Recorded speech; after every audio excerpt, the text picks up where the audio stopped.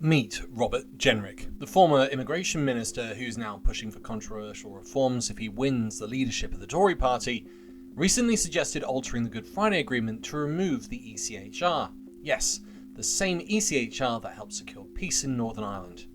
And in this video, we're going to look at his discussion with Victoria Derbyshire as he talks about his plans. What people voted for was the Good Friday Agreement with the ECHR embedded in it. Not quite right, Victoria. It did speak, obviously, of the ECHR, you're right, but it also spoke of a Northern Irish Bill of Rights, which the Labour government at the time chose not to implement. Sure. And that shows two things. Firstly, we could resolve this issue by doing that, and also that any important agreement survives and endures by a degree of pragmatism. Victoria is absolutely right here. The Good Friday Agreement wasn't just a handshake, it was a complex peace deal, with the ECHR as one of its main pillars.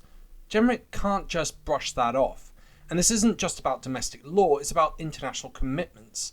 The ECHR is part of a global human rights framework, which includes the United Nations.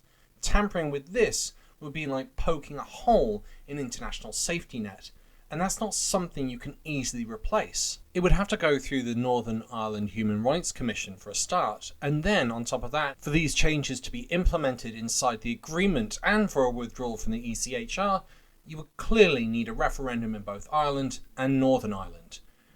That is not going to be easy. You make it sound so simple. It is reminding me of the Brexit days. All those slogans, you know, get Brexit done. Brexit means Brexit. Many, not you, but your colleagues. I don't pretend this is plain sailing. No, please let me finish the point, if I may. It is complex. I'm glad you've acknowledged that, because you say it really casually. And everybody watching knows that Brexit means Brexit, or get Brexit done, led to the bandwidth of politicians being taken up for years. It was time consuming. It paralysed government on occasion. And what you're suggesting suggests exactly the same thing. The unravelling of an agreement that people worked so hard for that literally ended the Troubles. And you're talking about renegotiating. I understand where you're coming from. I disagree. I think it is something that can be navigated. I just laid out what needed to happen for this to take place. He's literally stirring up trouble. And for what? For the ability to deport people that are criminals. Well, you are able to do that. What you're not able to do is deport them to places that might harm them. And then he justifies his speech by going full Enoch Powell. And I also think it's extremely important. And why does it matter? It matters because today there are foreign murderers, paedophiles and rapists in our prisons and on our streets who we can't remove from our country because of the ECHR. There is a clear underlying theme that migrants cause crime and are a risk to public safety. In the image that you've got in front of you, though, immigrants are significantly less likely to commit crimes than US-born citizens.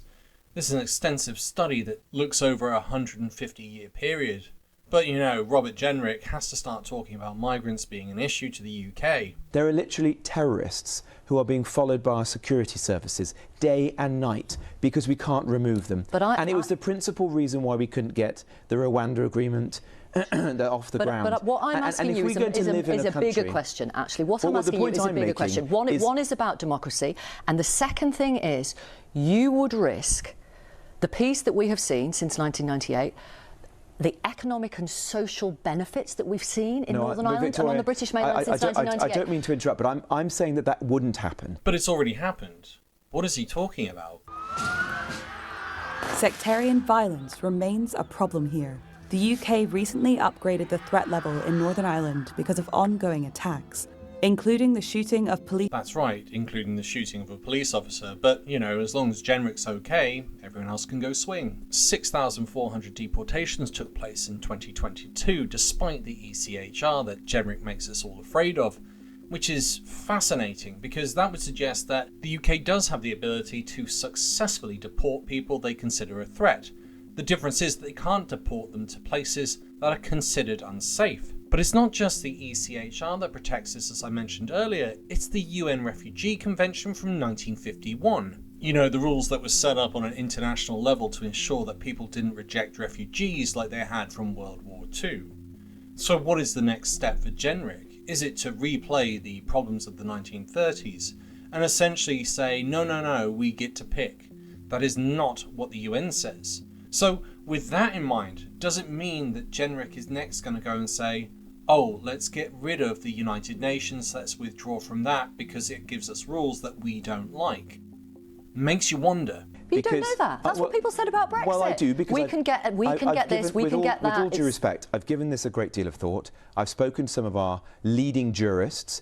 There are individuals like Lord Jonathan Sumption, for example, one of our greatest former Supreme Court judges, who has given this thought and has worked the way through these challenges. Do you think Sir John Major has given this thought? But the broader point that I'm making... Sorry, do you think Sir John Major has given this thought? Because, of course, he laid the groundwork I understand that, for the Good Friday Agreement. But I don't think that Sir John Major would want to be Prime Minister of a country today where there are thousands of people entering our country on small boats illegally. He means refugees when he says that word. That's what he means. He means refugees. People who are running away from war. That's who Jenrick doesn't want coming here, even though the UN Convention says otherwise. Okay. And the challenges that we've seen have arisen since his time in office. They've arisen primarily because of activist judges in Strasbourg. Nothing to do with potentially bombing Libya in 2011, destabilising the region, not having anything in place to sort it out afterwards and set up a democracy.